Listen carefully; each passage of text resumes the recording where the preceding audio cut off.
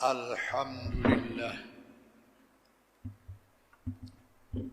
wassalatu wassalamu ala rasulillah Sayyidina Muhammad ibn Abdullah wa ala alihi wa sahbihi wa man tabi'a wa ba'du. Hadirin kaum muslimin jamaah Jumat yang berbahagia, kita harus betul-betul memaklumi,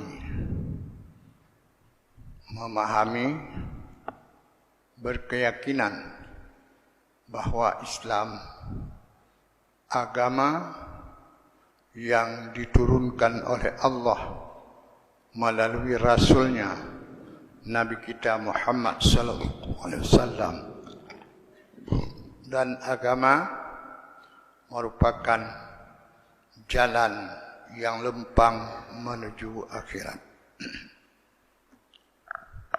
Tidak ada jalan yang lempang menuju akhirat kecuali agama Islam. Ini yang harus kita tetapkan di dalam hati. Tiap hari dan malam 17 kali kita mohon pada Allah, ihdinas siratal mustaqim. Ya Allah, tunjukilah kami jalan yang lurus, yakni lurus ke syurga, yaitu jalan yang lurus, yaitulah agama yang suci ini, yaitu agama Islam. Bersama itu, agama Islam ini terbagi kepada 3. Yang pertama, bidang akidah. Ini merupakan pendomen dan merupakan lahan untuk pertanian. Akidah apabila kuat, maka kuatlah seluruhnya. Akidah apabila lapuk, maka lapuklah seluruhnya. Orang tidak akan terikat dengan amalan Islam dan tidak akan terikat dengan menjauhkan larangan dalam Islam apabila akidah ini lapuk dan bahkan hilang. Jadi oleh karenanya masalah akidah, masalah iman, masalah tauhid, masalah segala yang menyangkut dengan kebahagiaan akhirat ini harus dimiliki dengan sungguh-sungguh. Yang kedua, bidang ibadah. Bidang ibadah ini bidang amalan. Yang bidang amalan ini rajin orang melaksanakannya apabila orang memiliki akidah yang sempurna. Yang ketiga, ilmu untuk menyelamatkan ibadah, yaitu ilmu tasawuf. Maka rangkap daripada 3 ilmu ini, inilah Islam. Hadirin yang terhormat. Kemudian harus ditetapkan pula di dalam hati bahwa Islam ini punya musuh yang ingin menghancurkan Islam. Punya musuh yang ingin memusnahkan Islam. Sikap musuh seperti ini dari karena mereka itu hasadam min indi anfusihim, dengki mereka terhadap agama Islam. Hadirin yang terhormat, dalam Al-Quran Allah menyebutkan musuh Islam ini ada 3. Yang pertama, Nasara, kaum Nasrani. Yang kedua, Yahudi, yaitu kaum Yahudi. Kaum Yahudi dan kaum Nasara ini mereka sebenarnya orang yang memiliki kitab yang diturunkan Allah daripada langit, yaitu bagi kaum Yahudi diturunkan kitab Taurat dan bagi kaum Nasrani diturunkan kitab Injil. Kemudian mengapa mereka jadi kafir dan bermusuh dengan agama Islam? Sedangkan Quran yang diturunkan untuk umat Islam ini berjalan lurus dan tidak berlawanan dengan kitab Taurat, tidak berlawanan dengan kitab Injil. Tetapi mereka mengapa berlawanan? Alladzina yaktumuna, mereka yang menyembunyikan akan ayat Allah di dalam Taurat, dan mereka yang membuang akan ayat Allah di dalam Injil.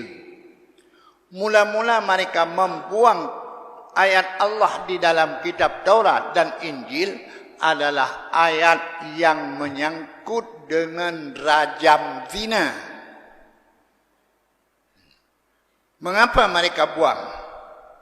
Mereka menganggap bahwa ayat ini tidak layak dipergunakan, dari karena banyak yang terjatuh di dalam perbuatan zina orang-orang elit daripada mereka. Maka apabila dirajam orang elit, membuat kemaluan besar. Jadi karenanya ayat menyangkut rajam ini dibuang oleh mereka. Termasuk ketika terjadi pada masa Rasulullah di Madinah. Mereka ada dua kaum daripada orang Yahudi, yang satu berzina dengan yang satu lagi. Maka mereka datang pada Nabi meminta hukum. Nabi mengatakan, coba kamu datangkan kitabmu Taurat. Maka ulama mereka mendatangkan dan Nabi menghukum bahwa dengan hukum rajam. Mereka menolak karena mereka menyelamatkan bangsawan, menyelamatkan orang yang terkemuka. Maka hal-hal seperti ini, mereka daripada Yahudi itu, banyak ayat-ayat Taurat yang mereka buang. Di antaranya ayat riswah, sogok. Ini sogok diharamkan oleh Allah di dalam Taurat dan diharamkan oleh Allah di dalam Injil. Mereka langsung membuang ayat ini dan mereka mengambil sogok. Maka dalam Quran mengatakan, wala tudlu biha ilal hukam litakulu fariqam min amwalin nas. Dilarang dalam Islam jangan ikut dengan perbuatan mereka, yang mereka, para hakim mereka mengambil sogok.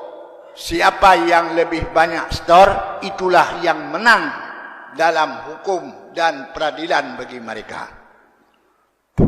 Karenanya Rasul mengatakan, innama halakal ladzina min qablikum.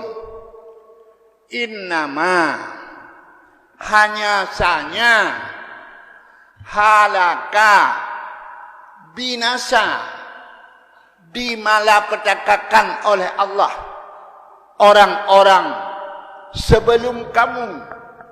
Mengapa dimalapetakakan? Idza saraka dha'ifuhum, bila yang mencuri itu orang-orang lemah daripada mereka. Aqamu alaihil had, mendirikan atas mereka hukuman. Mengapa? Karena enggak sanggup bayar. Wa idza saraka syarifuhum, apabila yang mencuri itu orang-orang besar daripada mereka, taraku, dibiarkan begitu saja. Maka ini perlakuan yang dilakukan oleh kaum Yahudi dan menyusul kemudian oleh kaum Nasrani. Kemudian kedua kaum ini, Yahudi dan Nasrani, tidak langsung, tidak saling percaya mempercayai. Yahudi mengatakan Isa anak zina, Ini kesesatan kaum Yahudi. 2. Sulaiman tukang sihir.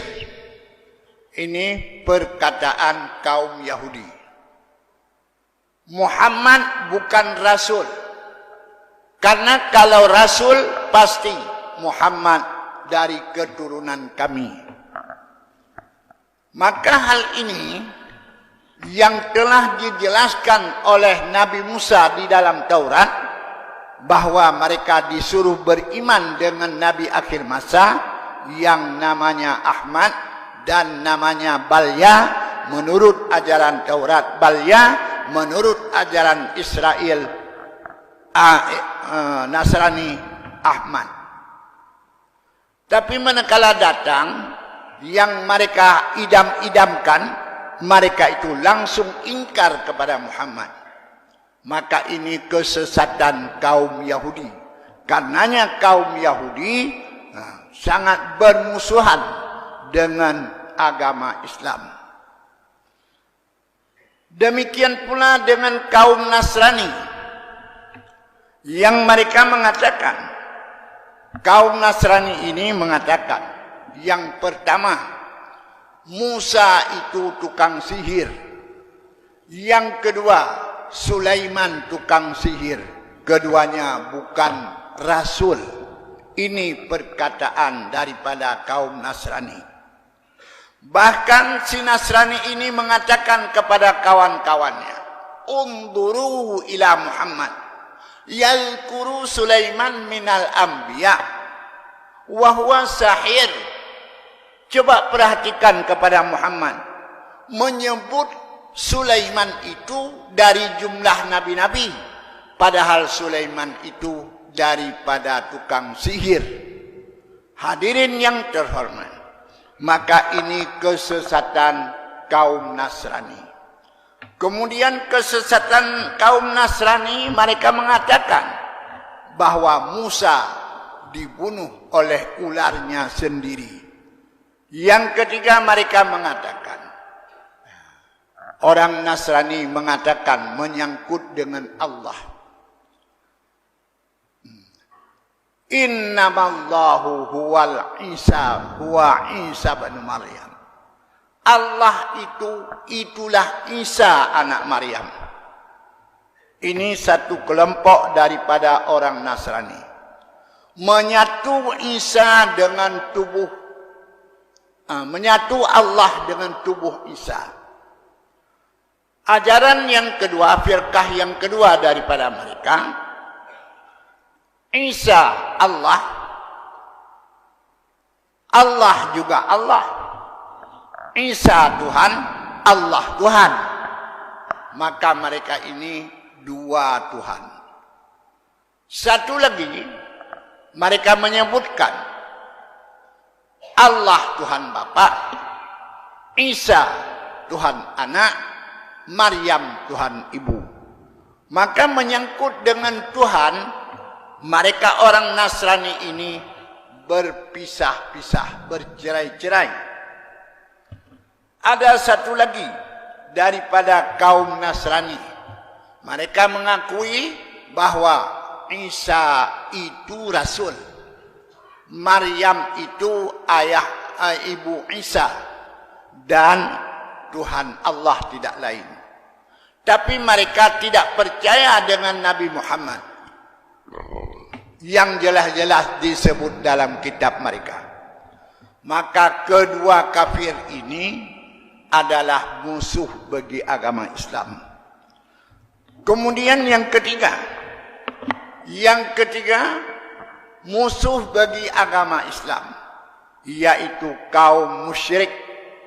Kaum musyrik, baik musyrik Majusi yang menyembah api, atau musyrik jahiliyah yang menyembah patung, ataupun musyrik lainnya yang tidak mengaku ada Tuhan.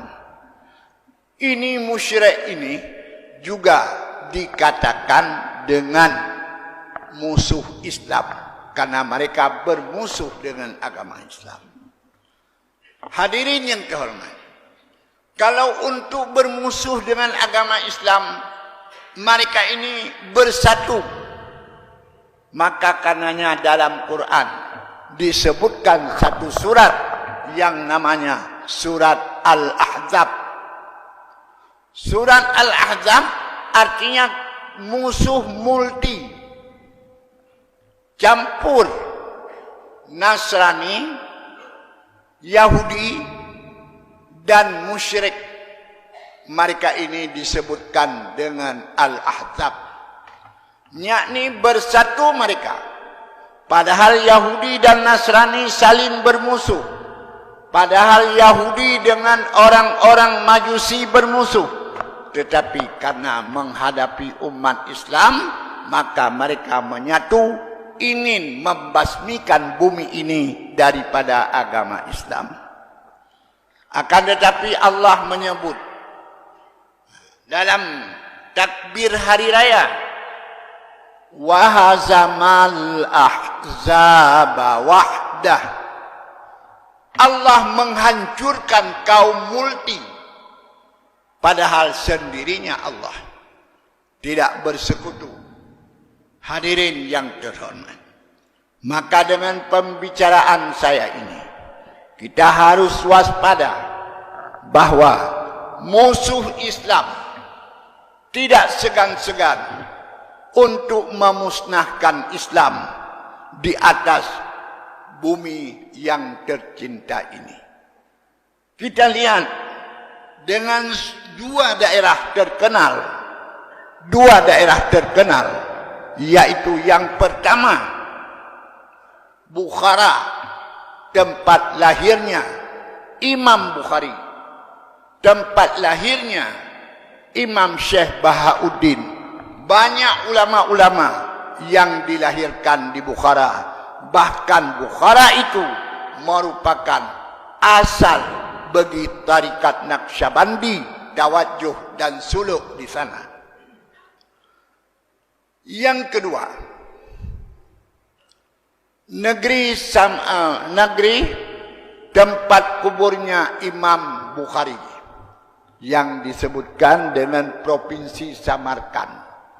Kedua provinsi ini dalam negara Uzbekistan.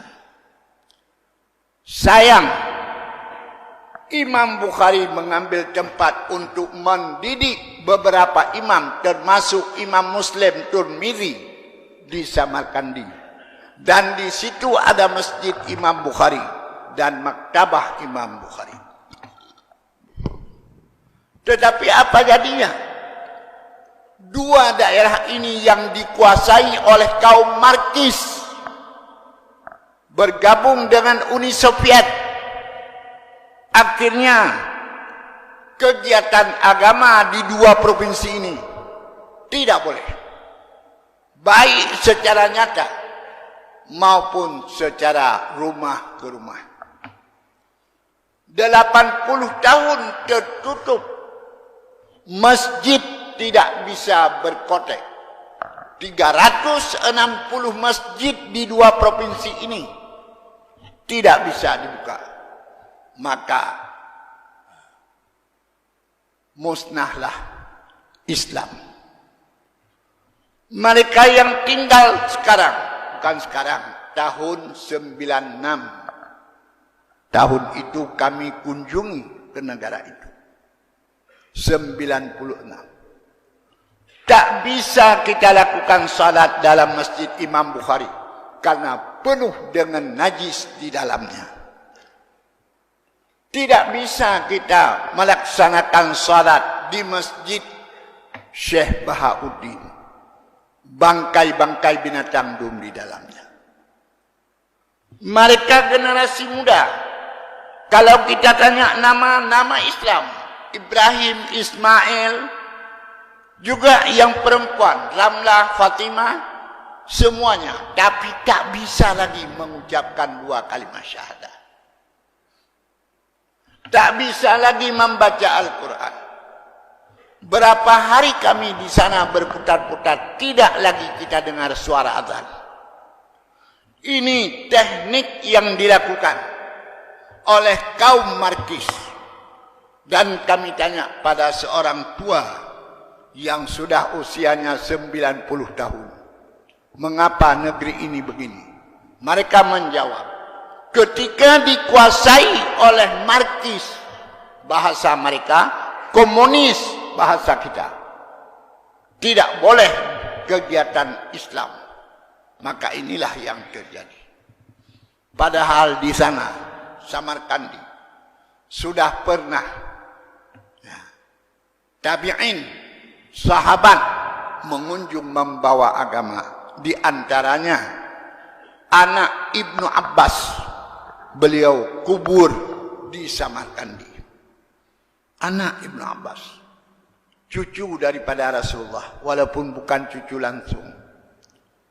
Hadirin yang terhormat, maka ini kejadian-kejadian yang terjadi menunjukkan bahwa Islam ini jangan diharap akan dijaga oleh orang lain. Tapi Islam ini harus dijaga oleh umat Islam sendiri. Tanggung jawab Islam atas umat Islam. Jangan disalahkan orang lain. Cara untuk mengokohkan Islam. 1. Hidupkan pengajian. Hidupkan pendidikan.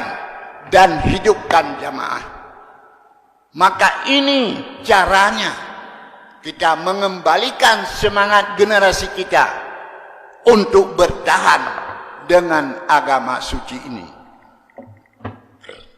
Hadirin yang terhormat, maka demikianlah lebih kurang penyampaian khutbah singkat Pak Uro yang berbahagianya. Mudah-mudahan kita mengambil pelajaran, terutama kalau kita sudah tua-tua ini, mereka perhitungkan. Yang ingin mereka perhitungkan adalah anak-anak kita, karena mereka itu masih kecil-kecil. Apabila kita tidak menguasainya, akhirnya anak kita dikuasai orang. Demikian.